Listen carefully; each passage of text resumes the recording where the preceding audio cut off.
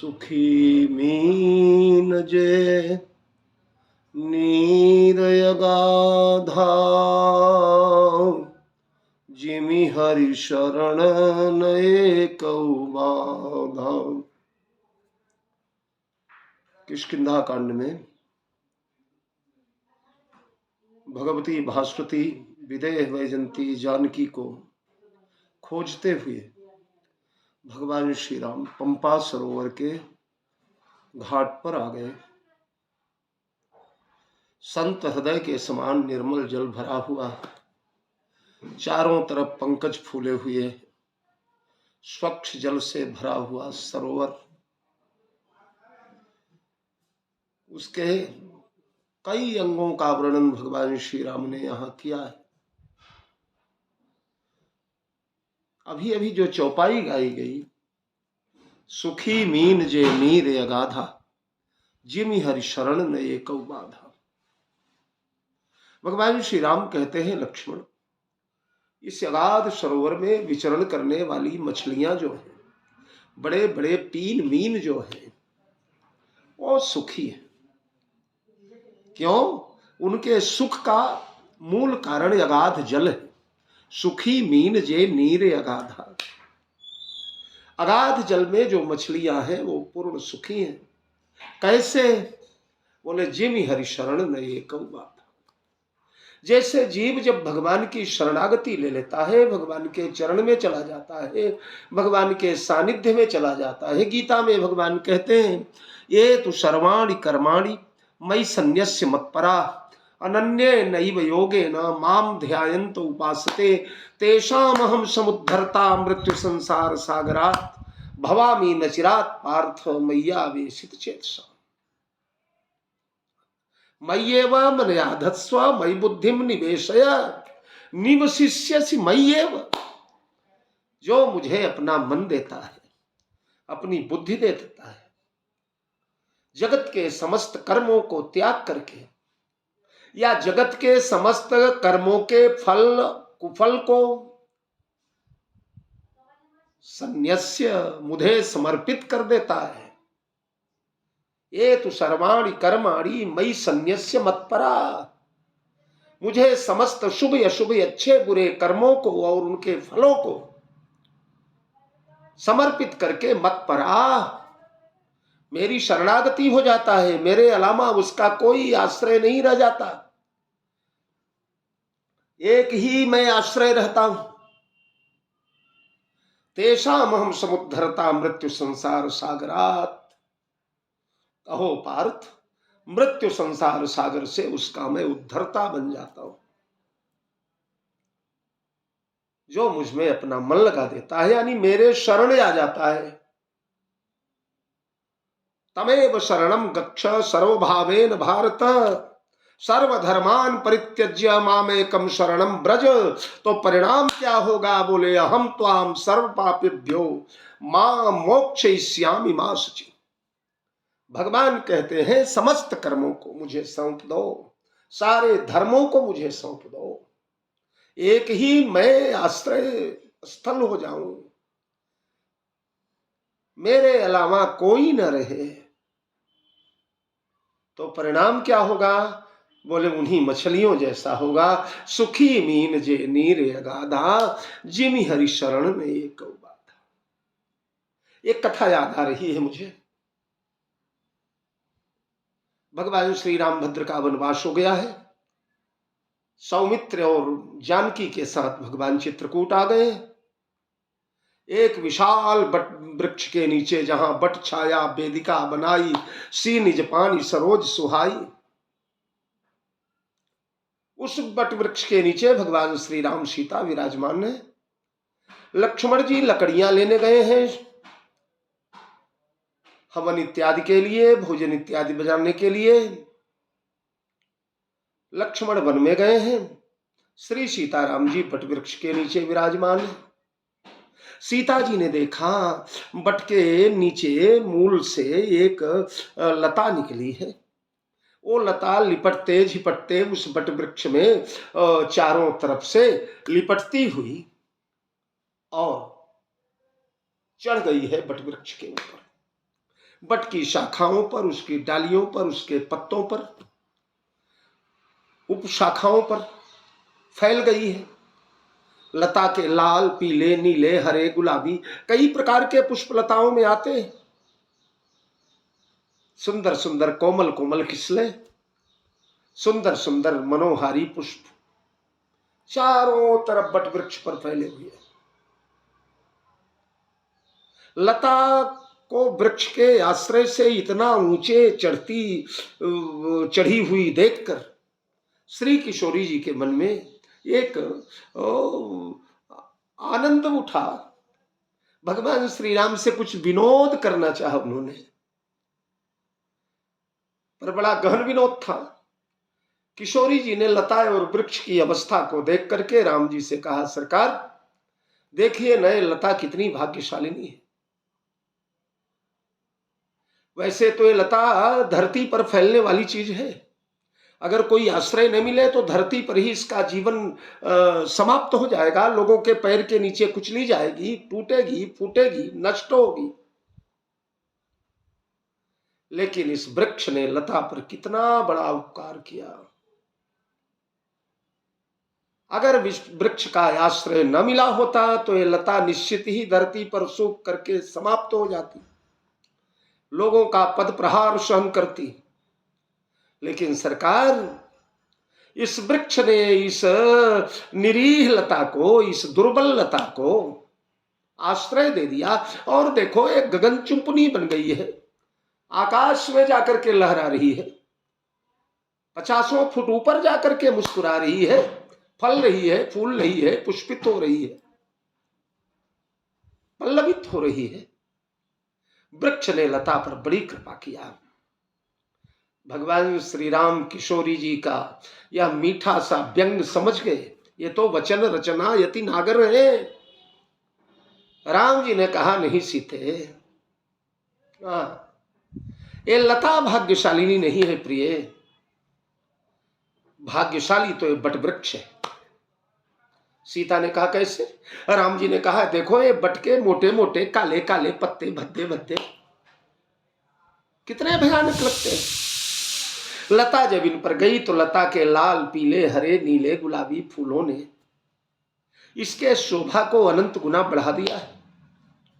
लता के कोमल कोमल खिसले, कोमल कोमल पत्ते फैल करके इसके ऊपर, इसके सौंदर्य में 4 चांद लगा रहे हैं। सीता, भाग्यशालिनी लता नहीं, भाग्यशाली यह बट वृक्ष है।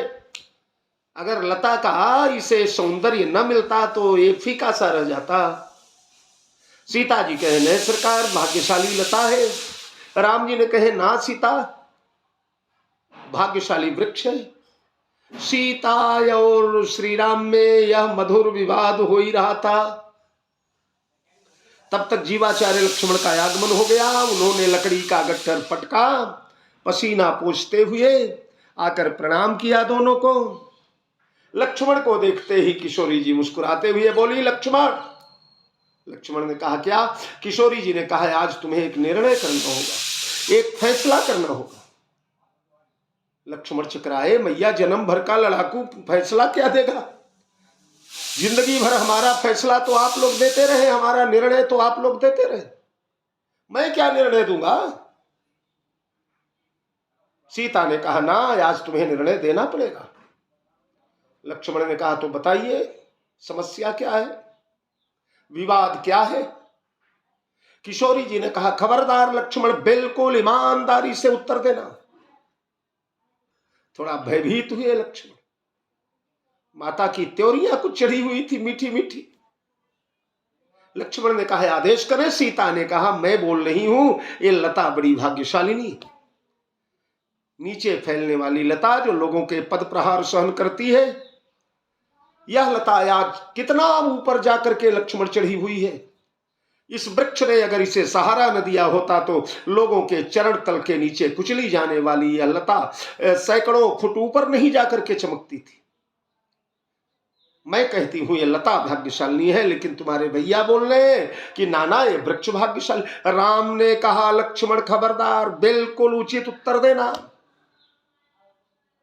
मैं कहता हूं अगर लता का आश्रय न मिला होता, लता का सहयोग न मिला होता, तो ये वृक्ष कितना फीका फीका लगता, कितना भयानक भयानक लगता। लता ने अपने कोमल किस्लेयों से, कोमल कोमल पत्तों से, लता ने अपने सुंदर सुंदर पुष्पों से इसकी शोभा को अनंत गुना बढ़ा दिया है।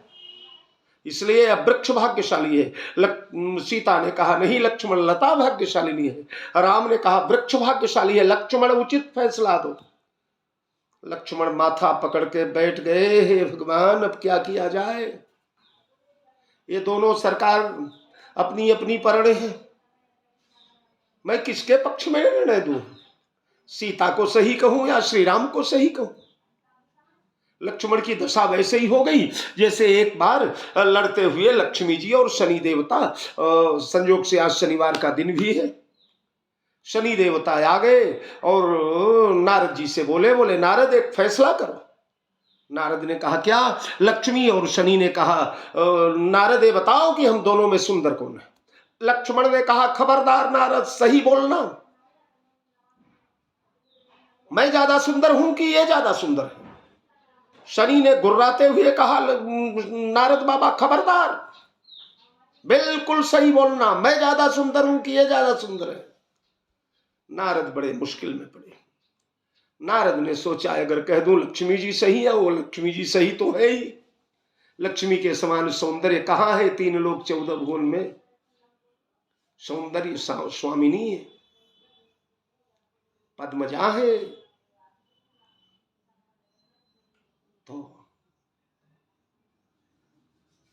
नारद बाबा ने एक बहाना बनाया। नारद बाबा ने कहा आप दोनों से मैं एक निवेदन करूं। बोले क्या? बोले अभी मैंने आप दोनों को केवल आते हुए देखा है, जाते हुए नहीं देखा, आगमन देखा, प्रस्थान नहीं देखा। तो ऐसा करो, कल्प वृक्ष है, आप दोनों चले जाइए, उसे स्पर्श करके आ जाइए, तो मैं जाते भी देख लूंगा, आते भी देख लूंगा, प्रस्थान भी देख लूंगा, आगमन भी देख लूंगा, और तब मैं निर्णय देता हूं। दोनों वहां से गए, कल्प वृक्ष छू कर आए। बोले अब बोलो नारद, हम दोनों में कौन सुंदर है? नारद जी मुस्कुराते हुए बोले आप दोनों सुंदर हैं, बिल्कुल समान सुंदर हैं, आपके सुंदरता में कोई कमी नहीं है, दोनों बरोबर सुंदर हैं। दोनों गरज उठे खबरदार, दोनों बरोबर कैसे हो सकते हैं? न्यूनाधिक्य तो कुछ न कुछ होगा, कमी बेसी होगी कुछ न कुछ। नारद जी बोले हाँ थोड़ा सा फर्क है, सुंदर तो आप दोनों उतने ही, पर एक भेद है। क्या? बोले भेद ये है कि ये माता जी जब आने लगती हैं तब सुंदर दिखती हैं, और शनि दादा आप जब जाने लगते हैं तब सुंदर दिखते हैं। वो आगमन के समय सुंदर दिखती हैं, आप प्रस्थान के समय सुंदर दिखते हैं। लक्ष्मण ने भी आज वही दांव खेल दिया। लक्ष्मण जी दोनों सरकार से बोले आप दोनों बिल्कुल सही है,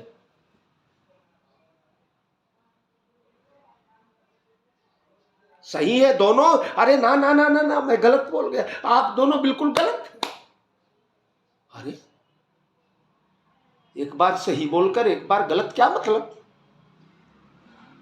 बोले सही तो ये है कि ये लता भी भाग्यशालिनी है और वृक्ष भी भाग्यशाली है। लता को वृक्ष का आश्रय न मिलता तो सच में लता पैरों के नीचे रहती थी, और वृक्ष को लता का आश्रय न मिलता तो वृक्ष रूखा रूखा रह जाता, सूखा सूखा रह जाता, ये सौंदर्य न पाता। और दूसरी बात जहां तक मेरी है, न तो आप सही हैं और न तो माता जी सही हैं, दोनों गलत बोल रहे हैं, दोनों गरजे, क्या मतलब? हम दोनों गलत हैं, कहना क्या चाहते हो? लक्ष्मण ने कहा क्षमा करेंगे सरकार, माता जी आप भी क्षमा करेंगी, न आप सही हैं न आप सही हैं, न तो ये लता भाग्यशालिनी है और न तो ये वृक्ष भाग्यशाली है, बल्कि सबसे बड़ा भाग्यशाली तो पथिक है जो इन दोनों की शीतल छाया में बैठ करके विश्राम ले रहा है, जीवन का आनंद ले रहा है। कहने का तात्पर्य ये कि न लता भाग्यशालिनी न वृक्ष भाग्यशालिनी, भाग्यशाली भाग्यशाली तो ये लक्ष्मण है जो दोनों की सेवा का आनंद ले रहा है, दोनों की सेवा का सुख उठा रहा है। तो मेरे कहने का तात्पर्य, जगत में सबसे भाग्यशाली वो है जो भगवान के छत्र छाया में रहता है, भगवान के शीतल कर सरोज की छाया में जो रहा करता है। शीतल सुखद छाह जेहि कर की, मेटत पाप ताप माया निशिवासर ते ही कर सरोज की, चाहत तुलसीदास छाया। भगवान की कीर्ति, भगवान का गुण, भगवान की भक्ति ये अगाध समुद्र है। हाँ, रघुपति की रति अगुण अबाधा, बरनब सोई बरबार अगाधा। तो रामचरित्र रूपी सरोवर में जो मन रूपी मछली डुबा चुका है, सबसे बड़ा भाग्यशाली वो है जो भगवान के शरण में चला जाता है। भगवान के शरणागत जाने के बाद संसार की समस्त बाधाएं निर्मूल हो जाती हैं। अस्तु सुखी मीन जे नीर अगाधा, जिमि हरि शरण नये कौ बाधा। जय जानकी जीवन। श्री सीताराम।